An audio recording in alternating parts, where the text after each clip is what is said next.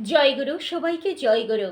পরম প্রেমময় শিশি ঠাকুর অনুকূলচন্দ্র একদিন কালীষষ্ঠী মাকে লক্ষ্য করে আলোচনা প্রসঙ্গে বলছেন যে, দেখ, আমার কাছে এখানে মানুষ জ্বলে পুড়েই আসে।